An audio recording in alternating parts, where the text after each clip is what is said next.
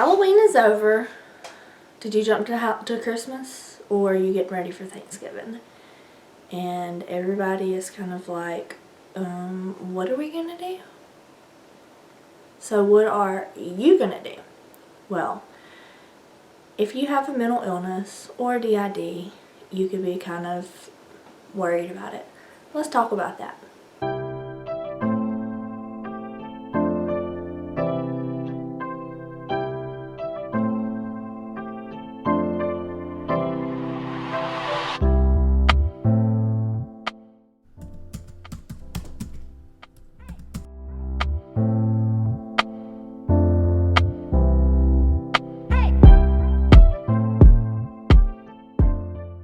Hey guys, and welcome back to Christian Creative Mental, a creative ministry for mental illnesses. If you're new here, my name is Sheena, and I'm your host. Guys, I know it's the DID, but my brain just is like, what are you supposed to say? Because I totally just forgot. My name is Sheena. And if you are new here, welcome. I'm so glad you are here. I hope you'll hit the subscribe button and hit the little bell beside it, because I do not want you to miss any of my future uploads. And I hope you'll stick around, because today we are going to talk about DID and the holidays. Because with the holidays coming up, I know having a mental illness can be kind of stressful, kind of worrisome, and you just got to figure out the right way to handle it. But number one, your mental health comes first. Before anything, your mental health comes first. And that is something you need to remember. For a long time, I had family that I allowed to say things to me that really hurt me and hurt my feelings. I had other family that said things to me that almost cost my husband and I to get a divorce. And it took a long time to handle those problems, to not allow those people to talk to me the way they did. Some of those people are no longer in our lives at all. Some of my family I haven't talked to in over a year. Some of my family I haven't talked to in over a year lives down the road from me. I pass them when I leave the drugstore. I mean, it is what it is. They're toxic and I don't have anything to do with them. But me and my husband and my children come first. And you need to do the same thing for you and your family this holiday. Now, because of COVID, my holiday season is looking totally different. And I'm a little bummed. Okay, let me rephrase that. I'm a lot bummed. I'm a daddy's girl. And my daddy will be 80 years old in February. And I have not got to sit down and hang out with my daddy since Christmas 2019. And that's hard. And I'm trying not to cry.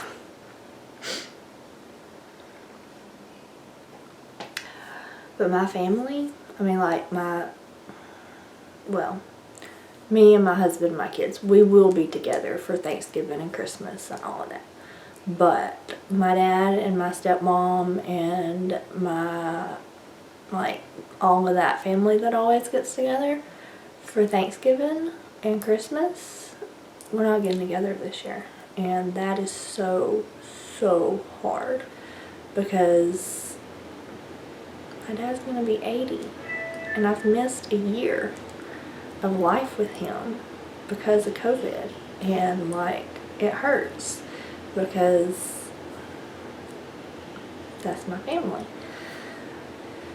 and that's not my toxic family. My toxic family is gone. But if you have toxic family, like, release them, let them go, get them, like, out of your life.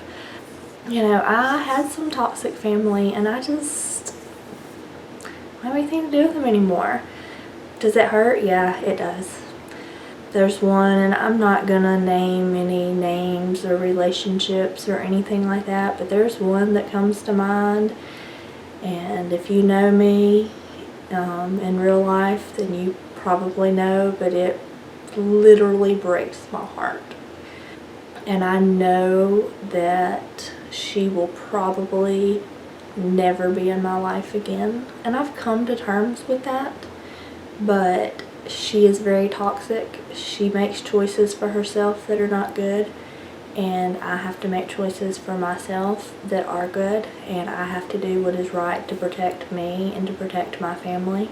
So I don't see her, and my kids don't see her, and my oldest misses her, but that's how it is. But if you have kids, when you are not exposing your kids to the toxic people, then you are breaking the cycle of childhood trauma. My childhood trauma did not occur inside, well, I had some childhood trauma that stemmed from inside my home, but the majority of my childhood trauma did not come from inside the home where I lived, but it came from that toxic family that I no longer have anything to do with. It took me a really long time to get to the point of not having anything to do with them, and it was really hard. And you know, there's days that I miss them, but it's like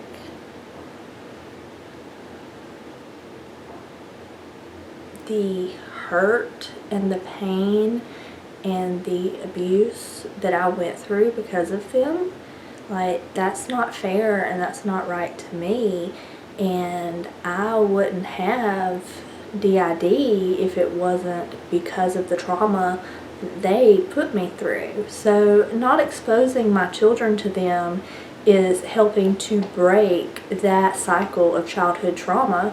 So when you are not exposing your children, sorry guys, my hair's like driving me crazy. When you're not exposing your children to those toxic family members, even if it's just holidays. I mean, I recently watched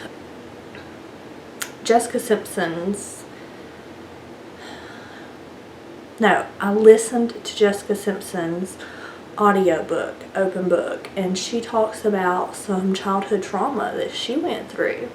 And I want to say it was like a family friend that they spent, where she was spending the night. And I mean, that's really, really hard for a kid. And it's, you know, it's just not something a kid should have to go through. But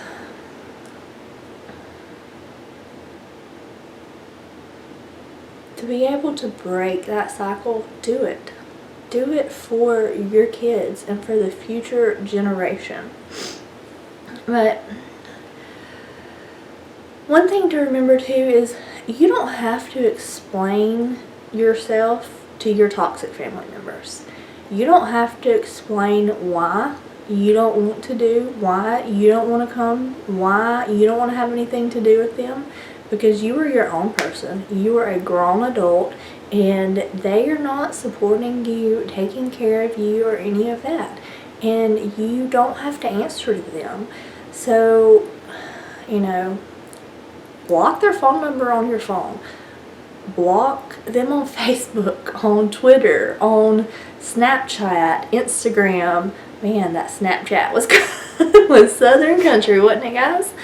You know, any other social media outlet that you may be like connected with them, block them. Get rid of them so that they don't have any connection with you and they're not harassing you. I mean, if I was to tell you the relationship of somebody that I have blocked on my phone, you would be like, wow, but that person is toxic. That person has caused me a lot of childhood trauma, and that person cannot be in my life anymore. And, you know, it is what it is. You know, I have to protect myself, and I have to protect my children. And, you know, a lot of times family wants to say, oh, it's the holidays, we should get together, we should spend time together, let the past be the past and just put it behind us and forget about it and da-da-da-da-da. You have to take care of you and your household first. And your mental health comes first. So do not let them wrap you up in that, because it's just going to hurt you. And remember to take care of yourself and your family in your home first, because that's what's important.